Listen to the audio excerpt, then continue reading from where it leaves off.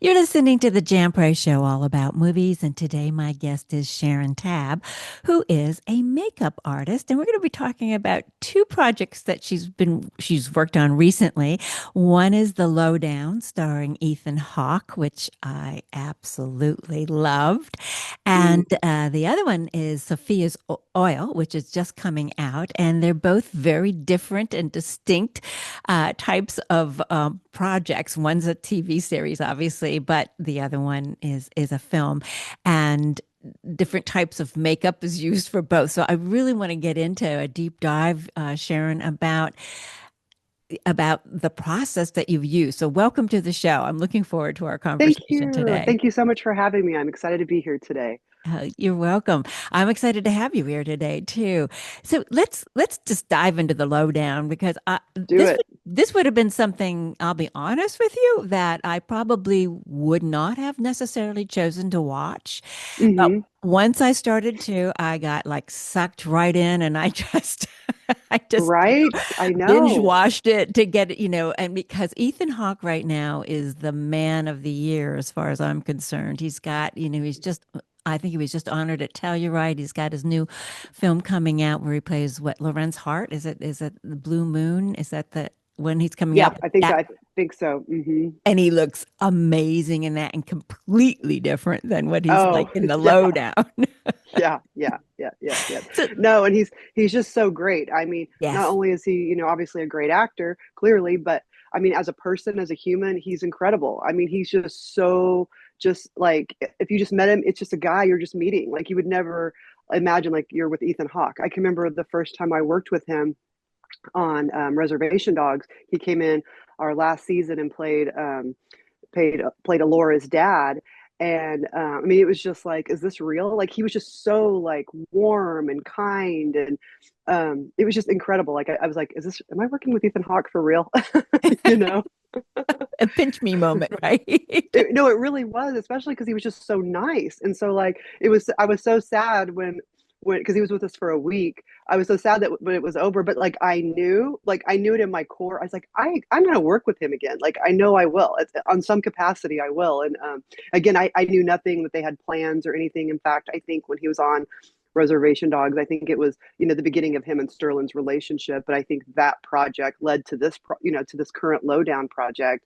But I mean, just jump in. I'll just tell you that when he was on Reservation Dogs, he was just so impressed with. I mean, he was impressed with us. Like he said, the cast and crew on Reservation Dogs, he was just like blown away by just the people and the atmosphere and Sterling clearly like he would plop. I like telling the story because I think it's so fun.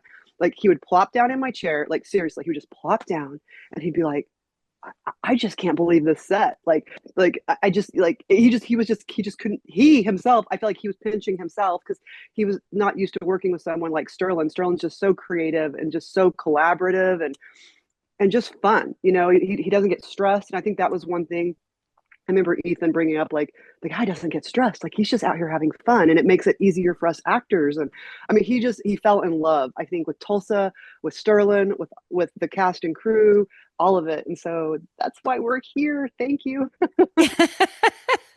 Well, then, did out of that collaboration for Reservation Dogs, is that how this came about, the lowdown? That is yes. I think that they were. I think Ethan and Sterling. It sounded like from working on Reservation Dog, they just bonded and they just clicked, and they decided to do a project together. And it's the Lowdown. And Yep. it's good. I mean, he will definitely be nominated for an Emmy for this role. There's no With question about it. there's no question. He He is is. so freaking talented. I just and he just he gets so involved that I mean he's just so passionate about playing this character, having this role. He just loves it. You can feel it. You can feel it Hmm. when you watch it. You get that sense that he was relishing this part Oh, because it's so different. I mean, it's a yeah. different person, but as I said, you love him. You You absolutely end up do. loving him in this movie. And what I really loved is his relationship with his daughter, who's played by Ryan Kira Armstrong. And I Hmm. predict she's going to be a big star. a Yep. big star. She reminded Mhm. me of a young Natalie Wood. And Oh, yeah. she's so Yeah. beautiful, so photogenic. And I do want to, I'm going to ask you, since we're talking about her, I wanted to know why you decided to do the dark. She's got gorgeous eyes, very expressive, which is the soul of an actor or an actress is, through their eyes. But why did you choose to do the dark eyeliner? Because she's 13 in this. So I was No, like, no, I know. I think it honestly it didn't completely come from me. I think the actual design did a little bit, but I believe in our script. I'm like, I need to think back on this. But yeah, I think yeah, in the pilot there was a discussion about her, she's the parents are divorced, she's trying to be grown up, she wants to throw some makeup on. She's just kind of trying to be an adult. And so I think like when they see each other after one of the times after the divorce, she's got eyeliner on. What's he going to do? It's not, he's not going to say anything, but it's just, I think it just gives her some edge and some like, she's, a strong woman. And again, I think it was just like the character, it's her character that is doing it. And we tried to do something kind of simple, just a simple black eyeliner. She's kind of that early teen, probably really shouldn't be wearing makeup, but she is. well, I guess a lot of teenagers do at that stage too. So it's the Yeah. beginning of wearing makeup, Yeah. when you're Yeah. around 13, 12, 13 years Mhm. old. So, well, I do predict a lot for her because she is really wonderful. And the relationship that she has with Ethan Hawke in this, it just truly feels, it really does feel like a real father and daughter. It really does. When you see them at the diner, like last night's episode, you see them at the diner, and just the way, like, I mean, it's just like they've got such a close bond. I mean, it's almost like, I mean, obviously you're supposed to not necessarily be friends with your kids, but you can tell like they've got this really close relationship. And then the mom comes in and they're just like, oh yeah, we just got here. We haven't been here all night. and how she wants to get involved in what her father is doing, too.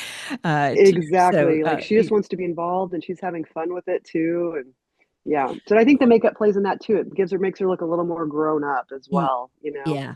Now, Just now doesn't that you're saying that, yes, I yeah, understand. I think that's what it is. I think that liner just gives her a little bit more of a grown up feel. Yeah.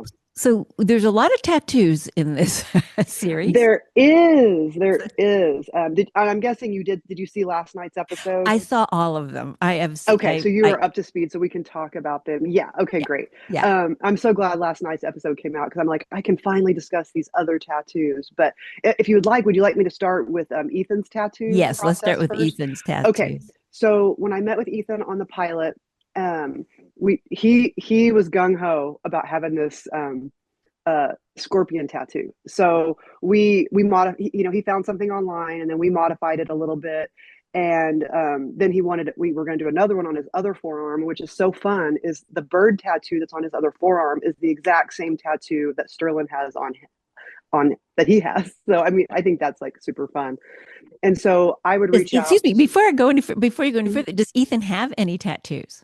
Yeah, you know what? He actually does. He's got one that has his kid's name on one of his arms, and then he's got a little. Let's see what else. He's actually got two tattoos. Yeah, he two of the ones on his upper shoulder. Those are his real tattoos.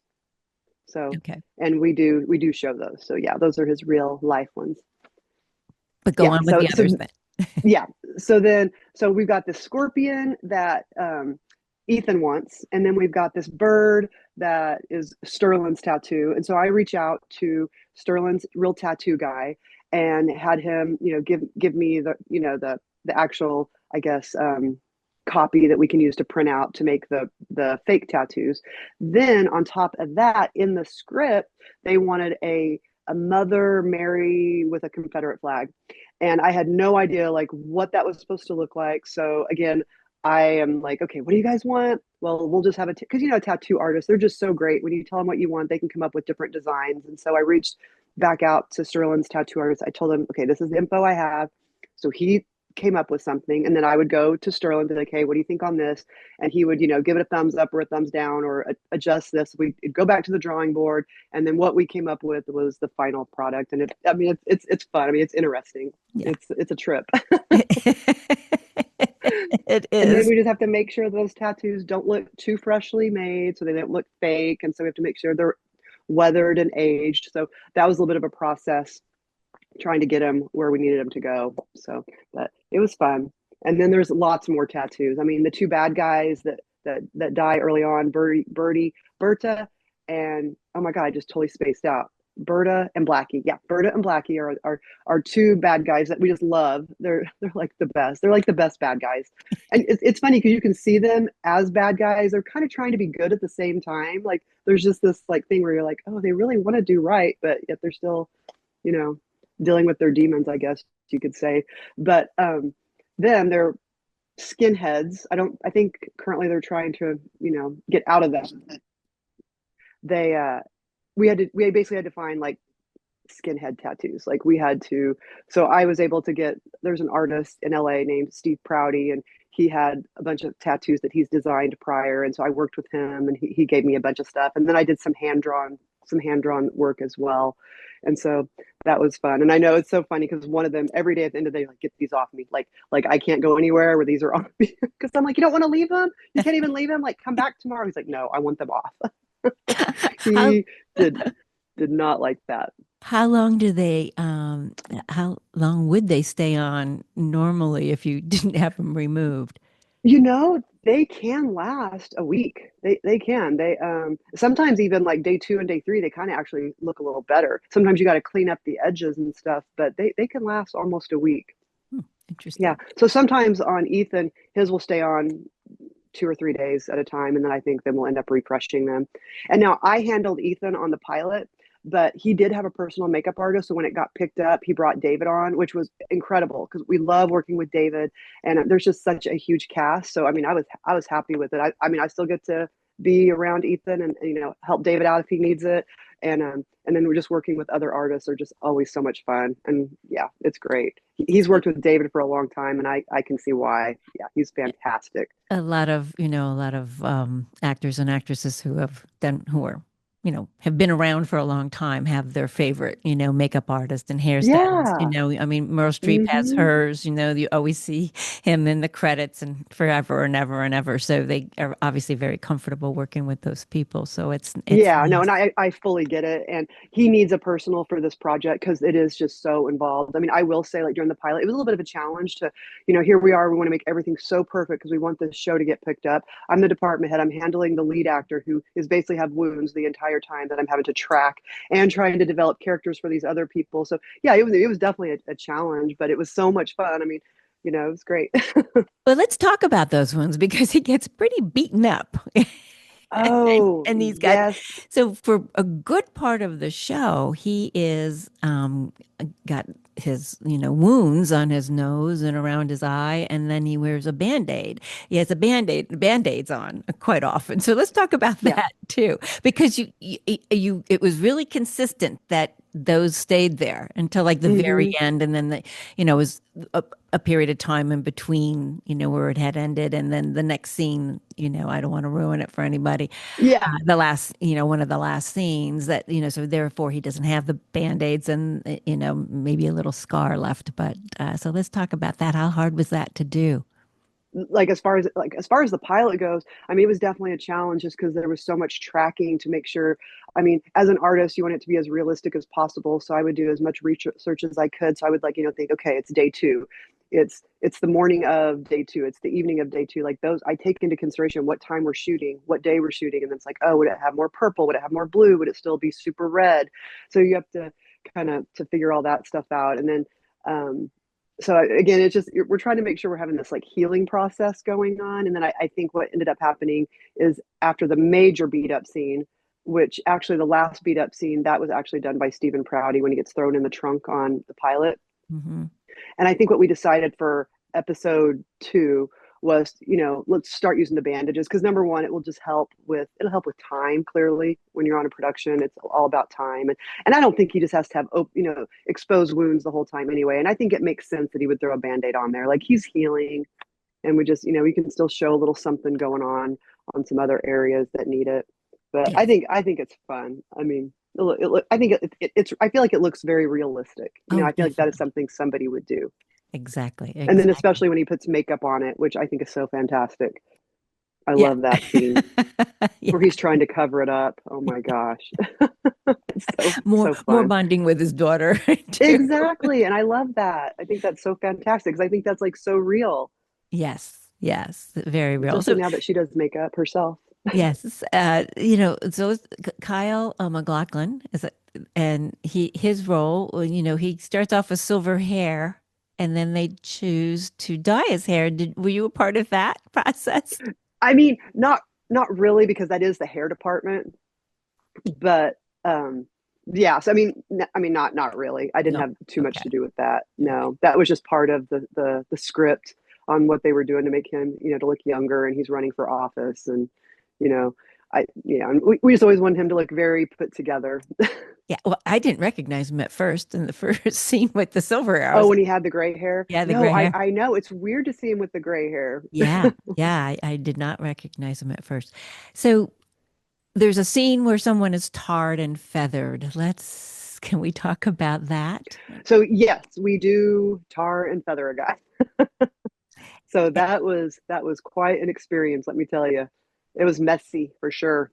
I can imagine. What did you use? You know what? What's crazy is I was doing all kinds of research. I was going to all the, different places that we buy products from in LA, and I thought that I found the stuff I was going to use. But we also work hand in hand with the FX department that handles, all the fires and all the, blow up scenes or anything like that. And they're like, hey, we've got this tar it's the same people that made the tar on the Nickelodeon that used to do the green stuff. They're like, we've got stuff so we can use it on the body. And I'm like, oh, well, yeah, let's try it. Oh my gosh, it was so perfect. I mean, it legitimately was, it was very opaque, and it was shiny, and it looked so real. And so I scored with that because they already had the stuff, and then they ordered more for me. And I just got to make sure that I can always have access to that if I ever have to tar somebody again. And what was fantastic about it is sometimes, like when we do blood or we do any type of special effects or prosthetic work or paint, sometimes it's like such a process to get it off the skin. Like it can be an hour, it can easily be an hour with three or four people working on you trying to get it off. And that's what I And was this worried stuff about. this stuff came off. It was like, oh, this stuff's like golden. So with it being as black as it was, I was like, oh, is it going to stain? Because a lot of times the bloods will stain. And nope, it came off so nice. I was just like, this is the best stuff ever. So Good. Okay. Well, I was wondering as for that scene. I thought, oh, I wonder what they used on that poor man. I You know, know, I know, and he was such a trooper. I mean, we literally just dumped it on him, and then we also had like squirt bottles and things like that to make strategic placement and stuff like that. But yeah, that was actually a lot of fun. Yep. so there's a scene where Ethan Hawke and Peter Dinklage, and they both have bruises on the same side of the face. And so there was something about why did you choose to make them both have bruises on the same side I of the face? I think sorry. I think they're on the opposite side. I think we chose opposite on purpose. It was but they're identical type of bruises, or they're identical type of placement, just opposite sides of the face. It was really funny because we knew we were going to put a wound on Peter, and we were in the makeup room one day, and Ethan's getting ready, and Peter's in my chair, and basically just it was like all of us just talking like where we think it should go. And so I think Ethan came up with the idea, well, wouldn't it be kind of funny if your wounds kind of mirrored mine, to where like I've got a bandage and now you've got a bandage. And so we're like, oh my God, that sounds incredible. Let's message Sterling to see if he likes it. And so we messaged Sterling, and Sterling was like, yep, sounds great. And so yeah, I'm pretty sure they mirror each other. I don't think they're like on the exact same side, if I remember right. Yeah, they should be the opposite. Either way, they are similar.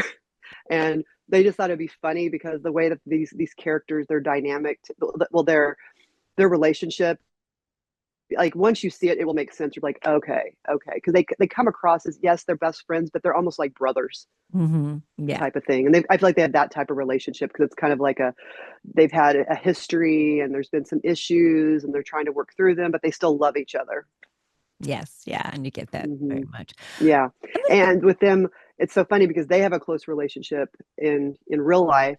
And so it just, I don't know, sometimes that just makes such a difference too. Like this was just such a fun project. And that episode is going to be is just so phenomenal. Yeah, Yeah. and it's a great cast. I mean, Jeanne Tripplehorn, she's wonderful, and Oh, I know. So fantastic. And each and every one of them, it, it was so, everybody was so, it was such a collaborative experience with every actor that came in. Like truly, like there was no divas, there was no, everybody was just like there. Okay, honestly, what it felt like kind of is like maybe like everybody was on their first project. I mean, clearly, obviously, it's the first season, so I guess we could look at it kind of like that. But I'm just saying, like, everybody just came in so gracious. Everybody was so happy to be there. And I kept hearing, I go back to that story about how Ethan was just like, oh my God, this cast, this crew, so incredible. It was the same thing with everybody that came in there. They just felt the love and they felt like they could contribute what they feel like they could contribute. They're not there just to read the script, do their thing. It was kind of like they were there all a part. We're all a part of it, truly. yeah. Well, again, you feel that. Mhm. Do you think there'll be a season two? I can't imagine there not being. I mean, I have not heard a thing because we don't know the ratings yet, and we're still early on in the. But from my personal standpoint, I can't imagine there not be because it's so incredible. Like when you read the scripts, like a lot of times when I read scripts, I'm like, oh yeah, this is great, this is great. I mean, I'd watch it, but this is like next level. Like I knew it was going to be great, but then when I actually saw it and saw the way it was edited and the music they put in with it and just the dynamic of the entire, I'm just like we Yeah. have got something. This is like next level, 1000%. So if there's not one, they're insane. Yeah. Well, and only because of his maybe not being available or something like that. Yeah, like if something just like if Yeah. something came up and Or maybe he Ethan doesn't want got to tie some, himself up. Who knows? All these who things. knows? You just Who never know knows what's these going to things? happen. But There's it lends itself to another season for sure. Those relationships are so strong. And the way it ends, it's so touching. I mean, it really, I'm not giving anything away, but everybody who is listening to this, if you haven't watched it, you should watch it because it's very moving. There's a lot to mhm. it, has a lot of heart and soul. And you don't think that in the beginning. You go, oh, this is. Well, and I'm telling you, every episode it's going to get deeper and Yeah. deeper, and you're just going to learn so much about these different people, and then just the things that come out of it. There's just so much more. Like I feel like even just right now, like everything that I've seen up to date, it's like I can see it building, and I do know where it's going, and I'm just like, oh my gosh, like Yeah, it's really incredible. Like the it is. storyline is incredible. It is. Well, let's move on to Sarah's Oil Yeah, because yeah. I absolutely love this movie too. Again, heartfelt, touching. I love movies that are inspiring, especially this is based on a true story. So our audience knows, and it's going to be airing the weekend that Sarah's Oil comes out. So you can. Why don't you give us a Okay, little bit great. of the plot for us, Sharon? Okay, I'm gonna try. I'm gonna just, I have to tell you this because every time I talk about this show, I start to cry. So I'm gonna really try not to. But when I read the script, I cry. I I will know. start telling, I will start telling people, and I literally just start crying. And I'm like, I was the other day. It's probably my 100th time trying to tell somebody. I'm like, I'm sorry. I just get really emotional about it. I don't. It really, really gets to me. Yeah. But basically, and hopefully I will word it correctly because I don't want to say the wrong thing. But like Sarah Rector is a real person, a real African American girl from Oklahoma, 1913 and she was a freedman, and the state was going to give her basically gave her and her siblings a piece of land, and of course the land that they give them, they think that I think the state clearly tries to give them land that they think is going to be dry land. Like they have to give them this land, but they're going to give them crummy land. Well, I know. Well, let's see how far can I go with this. Like, can I talk about the actual plot a little bit? I mean, all you Just got to do is real fast Google. because we do want to we're going to run out of time soon and we want to Oh, talk okay, about the makeup so but okay, it is a true story and this young actress again phenomenal actress Naya Desir Johnson, is that how you say it? yeah, Desir I think yeah, Johnson it's and Zachary Levi, which I think it's the best I've seen him in anything he's ever done, and it's another film that it's it another. touches your Yeah. heart and your soul, and we need those movies. I say this Hmm. all the time on the show because what I like to highlight are shows that um, have a deeper meaning, that have that are more conscious filmmaking is what I like to call it, where it has something deeper and it's not just shoot 'em up. I've really try to stay away from those Yeah, films I know what you're saying. Yeah. and violence and everything. And that's why the Lowdown would have been something that I might have stayed away from, but yet it has so much, it's deeper than that. So tell me Yeah. about, so this is a different kind of cast. Tell me a little bit about doing the makeup for this particular, for Sarah's Oil, because it's completely different than the Lowdown, obviously. And it's a period Well, piece. yeah, in a lot of ways there is some similarities just because I will say like on the Lowdown, we try to keep most of the characters minus the beauty people, but majority we do try to keep it gritty and raw. And I feel like for this period piece on Sarah's Oil, it's kind of the same thing. That part, like we keep everybody gritty, raw. These people live on farms. It's 1913. There's not a lot of makeup. But then if we had a character that was from the city that's a little more done up, we might have some makeup on her, but we try to keep it a little more realistic to that time. Like they might have had some makeup on, but they're not going to be full, Bridgerton style makeup. Um, What was the most difficult part of doing the makeup for Sarah's Oil? the heat was it was so hot. We shot during the hottest time of Oklahoma, and we were out on a farm where it was just like dirt. There was not hardly any trees. We did have tents and things like that set up. And don't get me wrong, we had cooling vans and things like that. But it was miserably hot. It was pretty rough. But you power through. You got to do this. You got to tell this awesome story.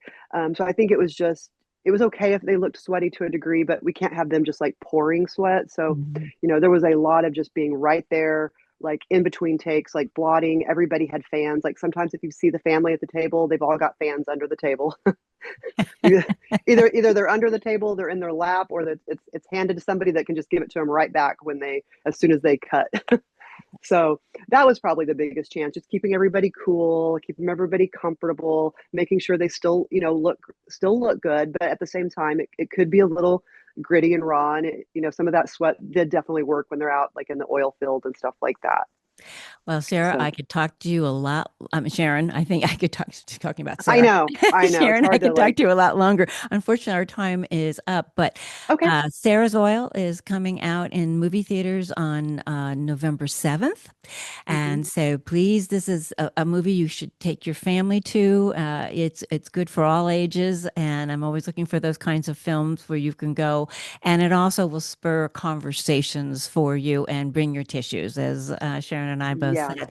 And The Lowdown is on FX right now, and then it streams the next day on Hulu. So either watch it on FX or watch it the next day on Hulu. You will love this. It's a really, really wonderful series too. So you've worked on wonderful projects, Sharon. I know, You so really blessed. have. And I look forward to Hmm. having you back on the show. It's been such a pleasure having you on the show. You're a great guest, and I'd love to Oh, have you thank you back so on. much. I could just keep chatting, And I could keep listening too. but I appreciate you so much. Thank you so much. I appreciate it. Good luck with everything. I look forward to Thank your you next so project. much. You're I welcome. appreciate it. You're Okay, welcome. bye. Bye.